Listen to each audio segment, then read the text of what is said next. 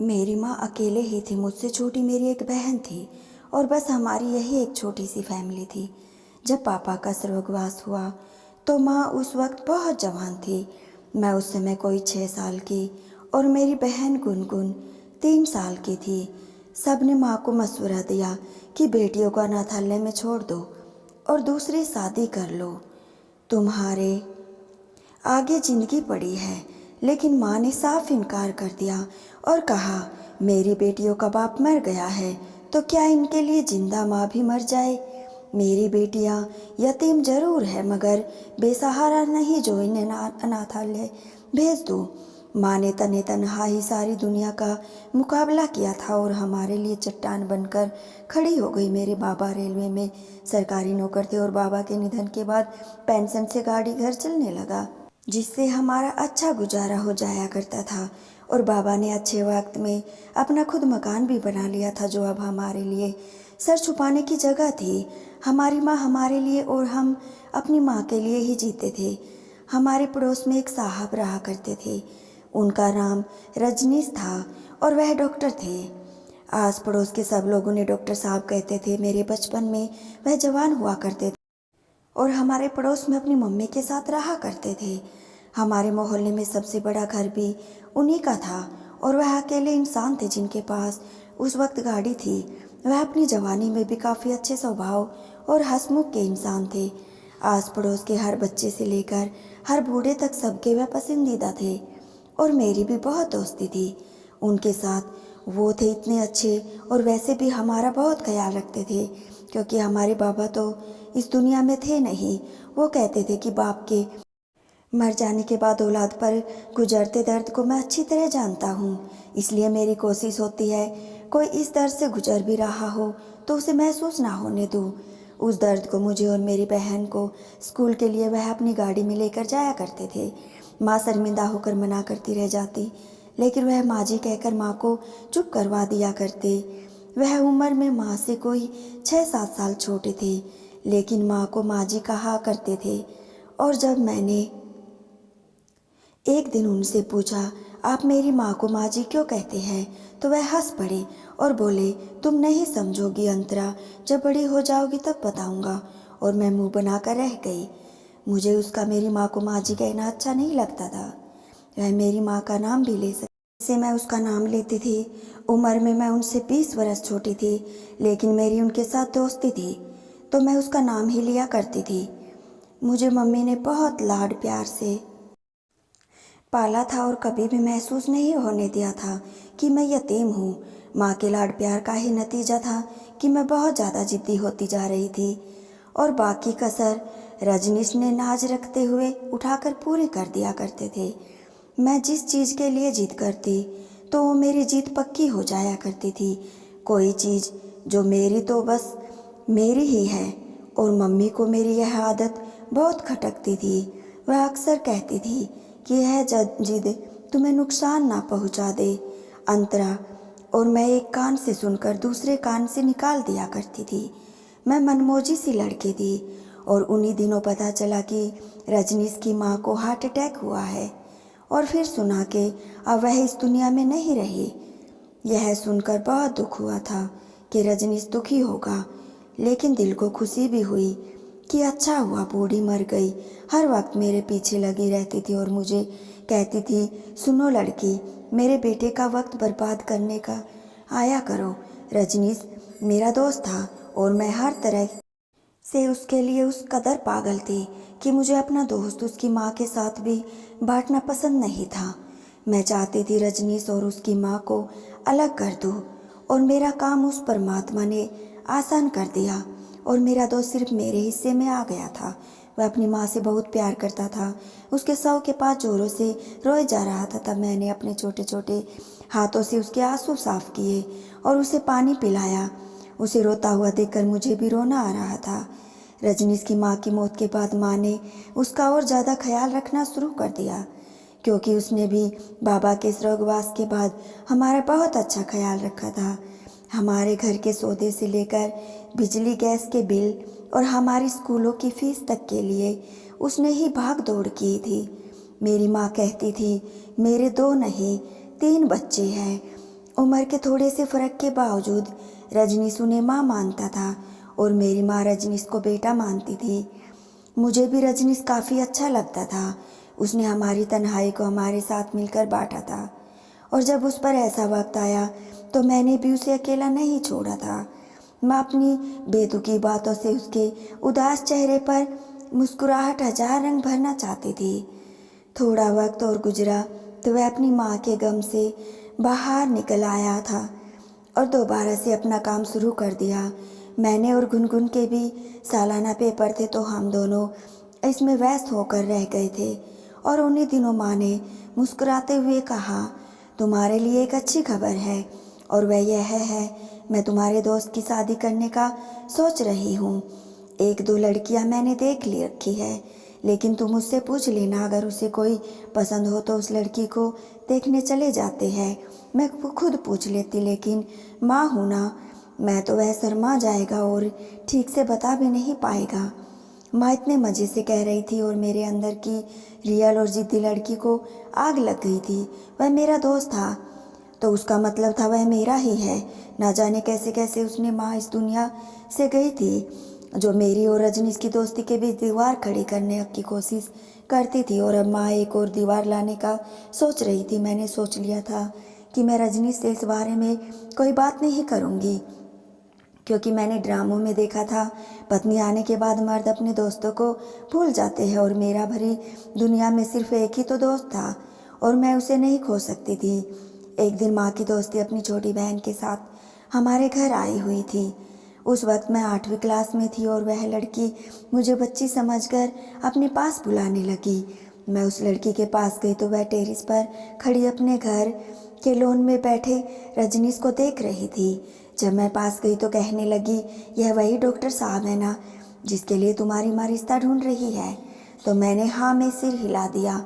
और फिर क्या था, वह लड़की रजनीश को देख देख कर मुस्कुराने लगी, जो मुझे बिल्कुल भी अच्छा नहीं लगा था। वह मेरा दोस्त था तो उसे कोई और क्यों कर देखता। मैं तुरंत रजनीश के पास गई और उसे बताया कि मेरी माँ की दोस्त की बहन उसे टेरेस पर देख रही थी, मुस्कुरा रही है। तो वह भी हंस दिया और बोला, क्या लड़की प्यारी है? तो मुझे और गुस्सा आ गया। मैंने कहा, हाँ प्यारी है, लेकिन माँ उसकी तुमसे शादी करवाना चाहती है। तो बोला, यह तो अच्छी बात है, लड़की प्यारी हो शादी कर लेनी चाहिए। मैंने उसके बाजू पर मुक्का मारते हुए कहा, तुम किसी से भी शादी नहीं कर सकते हो। उन्हें शरारत से कहा, तो तुमसे कर लूँ शादी? मैंने कहा दिया, हाँ मुझसे कर लो। और फिर मुझे से बात काफ़ी अच्छी लगी, वह मेरा दोस्त था तो शादी भी मुझसे ही करता। सब लड़कियां उसे देखकर कहती थी, इतना हैंडसम जवान लड़का है, और हैंडसम जवान सिर्फ मेरा हो सकता था। और फिर क्या था, मैंने माँ से कह दिया कि रजनीश की शादी किसी और से करने की ज़रूरत नहीं है, उससे मैं शादी करूँगी। यह सुनकर माँ पहले तो हैरान परेशान हो गई और फिर जब मेरी जिद बढ़ने लगी तो उन्होंने बुरी तरह से डांट दिया, लेकिन हमेशा की तरह इस बार भी अपनी बात से नहीं हट सकती थी। मैंने रजनीश से कह दिया कि वह मेरी माँ से रिश्ता मांगे। माँ मुझे डांट सकती थी, लेकिन माँ उसे इनकार नहीं कर सकती थी। रजनीश ने मुझे समझाना चाहा कि उसकी और मेरी उम्र में बहुत फ़र्क है। जब तक मैं जवान होंगी तब तक रजनीश बूढ़ा हो चुका होगा, लेकिन मैंने किसी बात पर भी कान नहीं धरे और रजनीश को मजबूर कर दिया वह जाकर माँ से बात करे, मेरा रिश्ता मांगे, और वह चला भी गया। माँ सच में उसे इनकार नहीं कर सकी थी और रजनी को समझाने की कोशिश की, मेरी बेटी पागल वह है, चमकती चीज़ों के पीछे जाती है और चाहती है कि जो चमकती चीज़ उसके पास है वो हमेशा चमकती रहे, और ज़रा बराबर भी अपनी चमक खो दे तो उसे फेंक देती है। और दूसरी बात, तुम्हारी और उसकी उम्र में बहुत फ़र्क है। तुम्हारी अभी शादी की उम्र है और वह बहुत छोटी है, तुम्हें उसके लिए इंतज़ार करना पड़ेगा। रजनीश भी मेरी आदतों को अच्छी तरह जानता था, लेकिन उसे भी मेरी आदत हो गई और उस आदत के लिए वह इंतज़ार करने को तैयार हो गया। और फिर सारी दुनिया देखा कि एक 14 साल की लड़की की मंगनी उसकी अपनी रजामंदी से एक 35 साल के मर्द से हो गई। रजनीश से मंगनी करके मैं बहुत खुश थी, क्योंकि अब कोई उससे अपना नहीं कह सकता था। हम दोनों की दोस्ती के बीच कोई भी नहीं आ सकता था। एक बार फिर से मेरी जीत हो चुकी थी। वक्त का काम है गुजरना और वह गुजरता ही चला गया। किसी परिंदे की तरह उड़ान भरती हुआ बरसों की यात्रा तय कर चुका था। मैंने अपना ग्रेजुएशन पूरा किया तो मेरी माँ ने मेरी शादी का फैसला कर लिया, लेकिन मैं अब शादी नहीं करना चाहती थी। बरसों पहले मेरी माँ ने ठीक कहा था कि चमक ख़त्म होते ही मैं चीज़ें फेंक देती हूँ। जवान होने पर मुझे एहसास हुआ कि मुझसे कितनी बड़ी गलती हो गई है। मेरा और रजनीश का कोई जोड़ नहीं था। कहा मैं 22 साल की काले लंबे बालों और उजली रंगत वाली जवान लड़की, और कहा वो 40-42 साल का रजनीश सफ़ेद बालों और झुर्रियों पड़ा चेहरे वाला बूढ़ा मर्द। लेकिन यह मेरी अपनी जिद थी और अब माँ मुझे पीछे भी हटने नहीं दे सकती थी। तो मेरी शादी माँ बहुत धूमधाम से रजनी से करवा दी। रजनीश मेरा दोस्त था, लेकिन मेरी दिलचस्पी उसमें ख़त्म हो चुकी थी। यूनिवर्सिटी में मेरे नए नए दोस्त बन गए थे और उसमें से तो अक्सर मुझसे मोहब्बत का दम भी भरते थे। और जब मेरी शादी पर वह सब आए तो मेरा बराबर में बैठे रजनीश को देखकर हंसते हुए कहने लगे, खंडर बताते हैं इमारत कभी खूबसूरत थी। मुझे लगने लगा था जैसे हर नज़र मेरी तरफ हंसते हुए उठ रही है। रजनीश की उम्र बीत चुकी थी और मेरे पास अभी सारी जिंदगी पड़ी थी, जिसे मैं किसी अपने जोड़ के व्यक्ति के साथ गुजारना चाहती थी। फिर उन दिनों मेरी ज़िंदगी कोई और आया। रजनीश के ड्राइवर का स्वर्गवास हो गया था, तो उसकी जगह ड्राइवर के पोते ने ले ली थी। उसका नाम रोहन था और वह 25 साल का ऊंचा लंबा खूबसूरत जवान था। उसे देखकर मुझे लगा कि हाँ, यही है जिसके साथ मेरा जोड़ा आसमानों पर बना होगा। और बहुत जल्द ही मेरी नज़रों के मायने समझकर मेरी तरफ माइकल होने लगा। और फिर क्या था, हम दोनों को ही एक दूसरे से बेपनाह किस्म की मोहब्बत हो गई और हम दोनों ने जल्द ही शादी का प्लान बना लिया। लेकिन हमारे बीच बहुत बड़ी दीवार मेरा बूढ़ा पति रजनीश था और हम दोनों ने इस दीवार को बीच से हटाने के बारे में सोच विचार कर रहे थे। जब रजनीश से एक दिन घर लौटा तो उसके माथे से खून बह रहा था और पूछने पर पता चला कि रजनीश की उसके दोस्त राम के साथ लड़ाई हो गई, जो लड़ाई हाथापाई तक पहुंच आई थी। मैंने दूसरे दिन जब यह बात रोहन को बताई तो रोहन ने एक कमाल का प्लान तैयार कर लिया, जिसे सांप भी मर जाता और लाठी भी ना टूटती। मुझे रोहन का वह प्लान काफ़ी अच्छा लगा और हम दोनों ने उस पर काम करने की तैयारियां शुरू कर दी। और एक रात मेरा पति सो रहा था तो मैंने अंधेरे का फ़ायदा उठाकर उसके मुंह पर तकिया रखकर उसकी जान ले ली। और अंधेरे में मरने वाले रजनीश को तो पता ही नहीं चला होगा कि कौन उसे मार गया। और फिर उसी अंधेरे में रोहन और मैंने रजनीश की लाश बोरी में बंद की और उसे घसीटते हुए आंगन में ले आए और एक जगह खड्डा खोदकर रजनीश की लाश को ज़मीन में दफन करके मिट्टी बराबर कर दी। और अगले दिन मैंने जाकर पुलिस में पति की गुमशुदगी की रिपोर्ट दर्ज करवा दी। और फिर हम दोनों के प्लान के मुताबिक पुलिस को ऐसे सबूत मिले जिससे साबित होता था कि रजनीश मर चुका है। और जब पुलिस ने मुझसे पूछा कि मुझे किसी पर शक है तो मैंने रजनीश के दोस्त राम का नाम ले लिया, जिससे पिछले हफ्ते रजनीश की लड़ाई हुई थी। पुलिस ने राम को गिरफ्तार कर लिया और मेरे और रोहन के लिए रास्ता साफ हो गया था।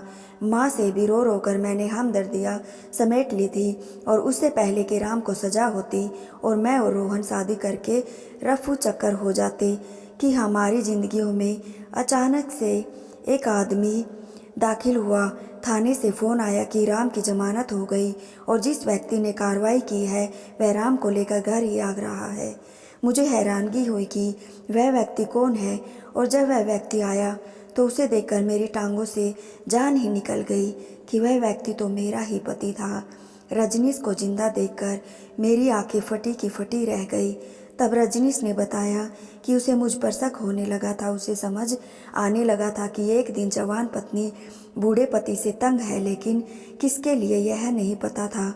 और उस दिन रजनीश ने मेरा प्लान आधा अधूरा सुन लिया था और अपने एक वफादार नौकर से डिस्कस किया था। नौकर रजनीश की जगह लेट गया और अंधेरे में वह मारा गया और हमें पता ही नहीं चला कि हमने रजनीश को नहीं, उसके वफादार नौकर को दफन किया था। उसने रजनीश के लिए अपनी जान कुर्बान कर दी थी। रजनीश से अफसोस से मुझे देखा। उसने मुझसे मोहब्बत की थी और मैंने सिर्फ धोखा ही दिया था। माँ और गुनगुन भी आई थी। माँ ने मेरे मुंह पर थप्पड़ मारकर मुझे कभी माफ़ ना करने की कसम खा ली और गुनगुन ने मेरे मुंह पर थूक दिया। उसने कहा कि मुझ जैसी औरत के मुंह पर थूका ही करते हैं। रजनीश अपने साथ पुलिस लेकर आया था और कहा वही सबके सामने रजनीश ने तलाक मेरे मुंह पर मारी और उसके बाद पुलिस मुझे और रोहन को गिरफ्तार करके ले गई जेल, जहां हमारा लंबा वक्त सज़ा का काटते हुए गुजरना था। मैं अपने किए पर पछताती रही, लेकिन अब क्या किया जा सकता था। मैंने अपने हाथों अपना सब कुछ खो दिया था और मेरे हाथ कुछ भी नहीं रहा था। तो दोस्तों, आपको ये कहानी कैसी लगी कमेंट बॉक्स में ज़रूर बताना। अगर अच्छी लगी हो तो वीडियो को लाइक, शेयर और चैनल को सब्सक्राइब ज़रूर कर लेना। धन्यवाद दोस्तों।